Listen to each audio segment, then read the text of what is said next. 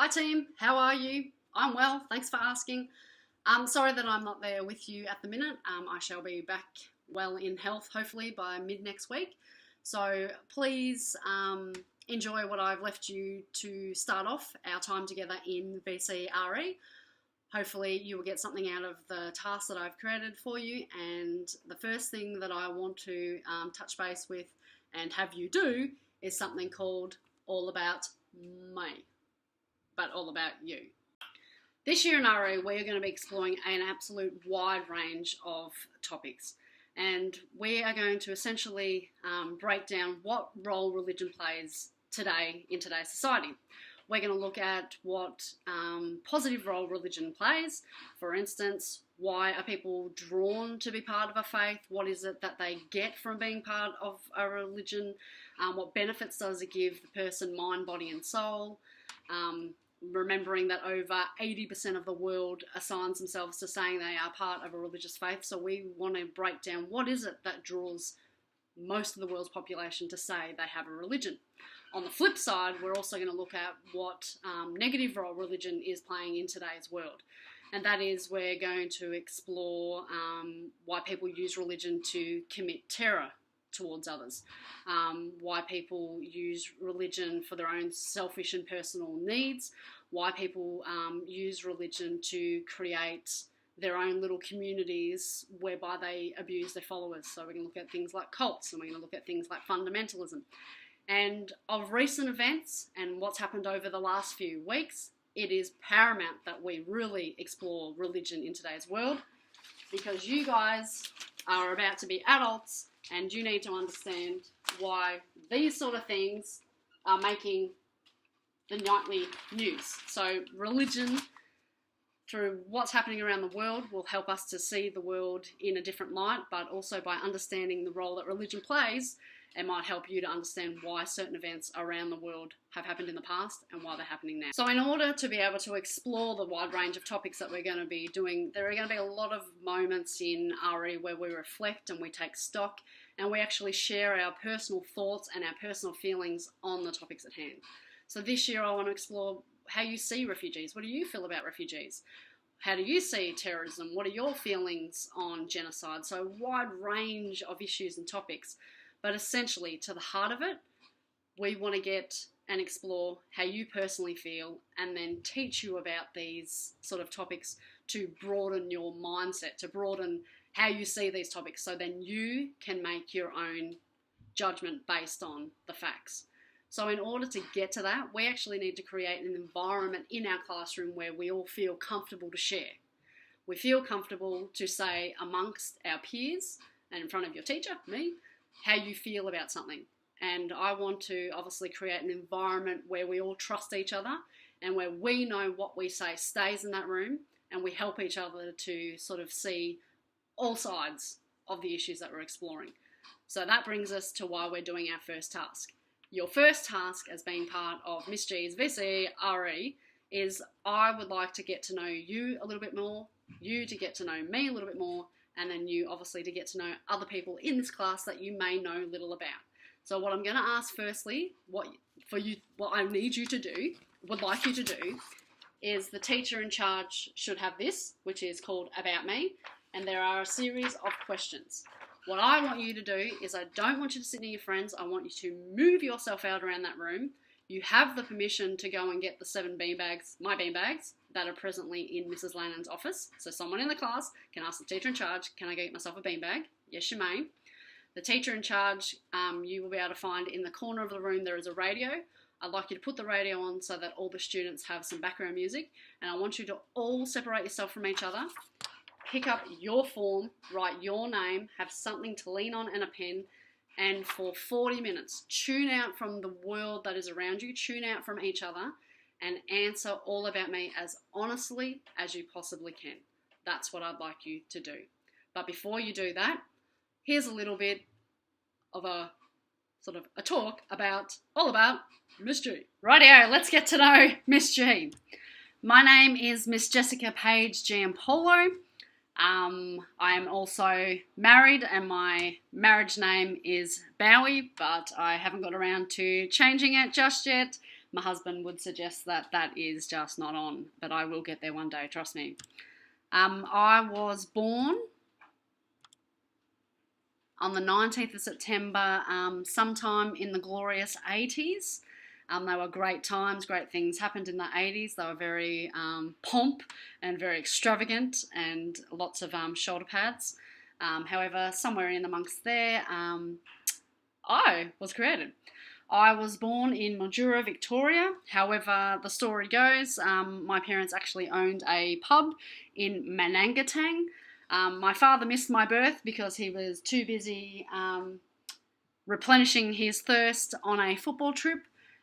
So by the time my dad got on the plane from Tasmania back to Manangatang, he had to obviously drink a lot of water, and then he came and visited me on the second day of my life. So I was born in Mildura, even though I grew up in a town called Manangatang.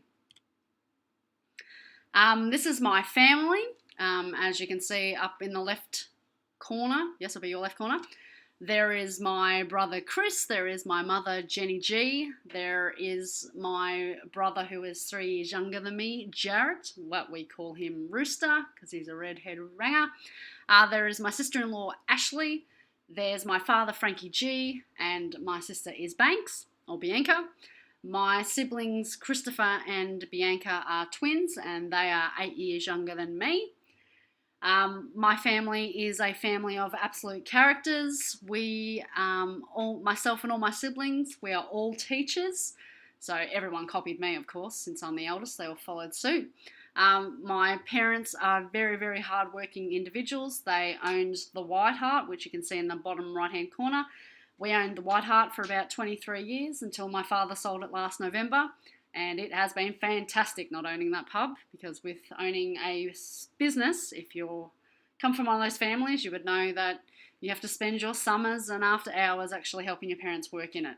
So it's been great to see my parents get a bit of relaxing time after working very hard their whole life. Yes, my family is full of characters, mostly probably the one that we call Rooster. He is an absolute hilarious soul, and you can see down in my wedding photo, he made sure that he looked really spot on and on point for my wedding, and he was my MC, and he looked like a redhead Ned Kelly. But anyway, that is my family. I'm the eldest. We're a family of 6 and love them to death. Also in my life is my long-suffering husband, been married now this July for 3 years. We were very blessed. We were able to get married in Bali. I've been with Greg for nearly 6 years, and of course he is my best friend.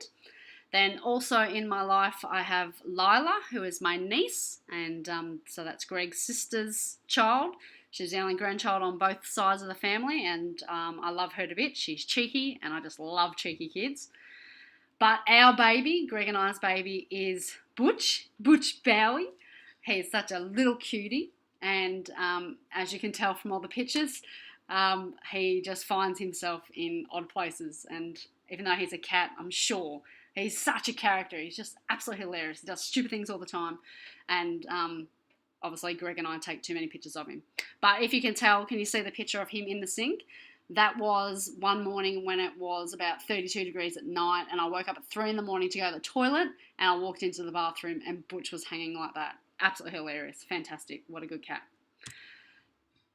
Other things about me in where I live, I'm very blessed that I do live a privileged life, have worked hard for it though. My grandparents, I have 2 sets of grandparents. I have 2 that were born in Australia, and then I have my Italian grandparents who migrated here in the late 30s, early 40s. Around World War II, so in the 40s.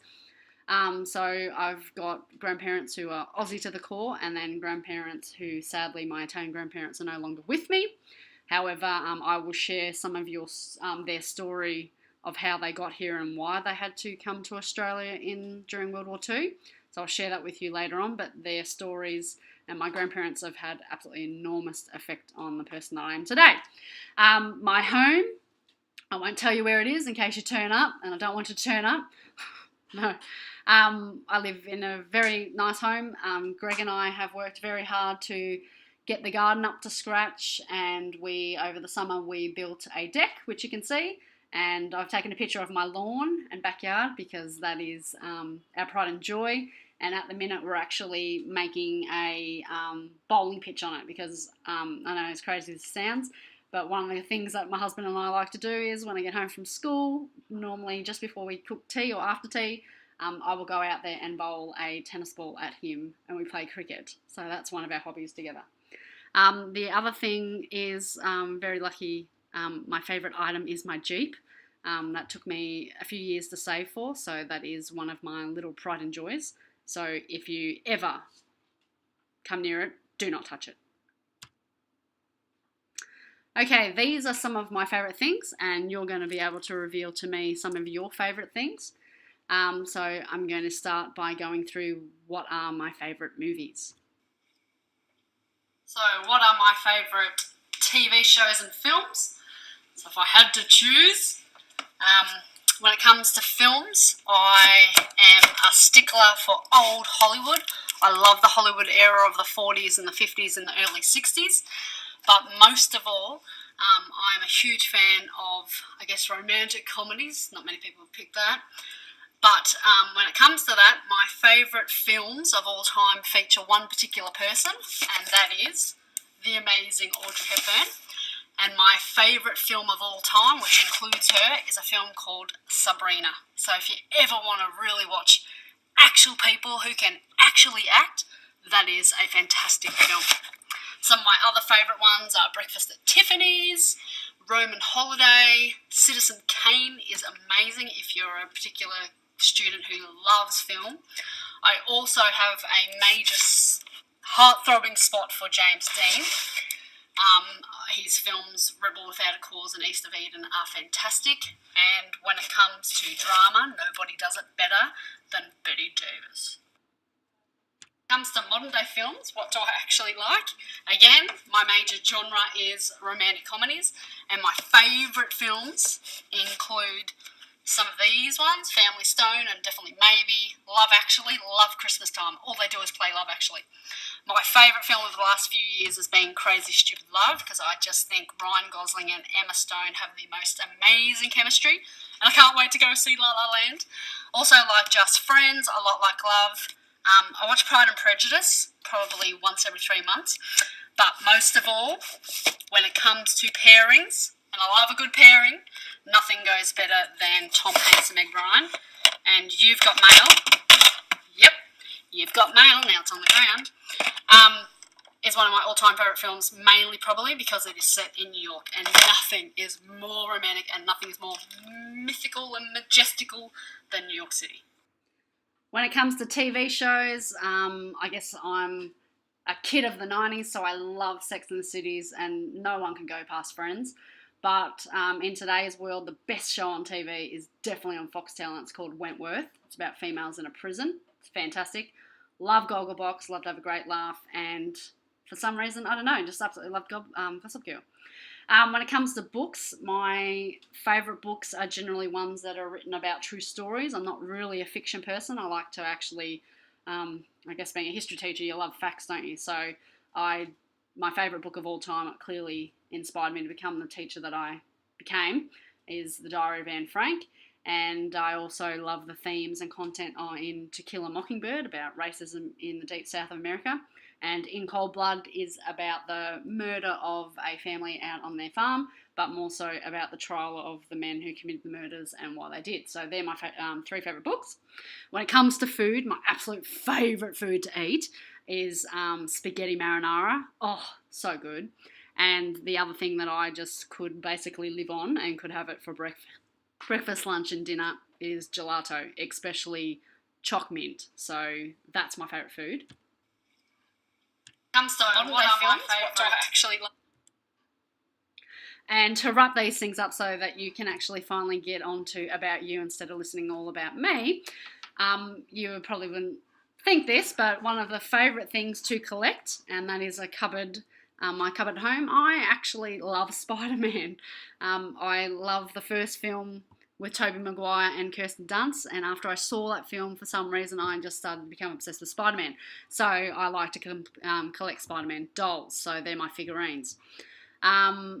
Places in the world that I love to travel. My two favourite places, the most amazing place is New York City, especially when you're a person who loves old-time films, and you get to go to New York City and you get to see all the things that you've seen before on the cinematic screen.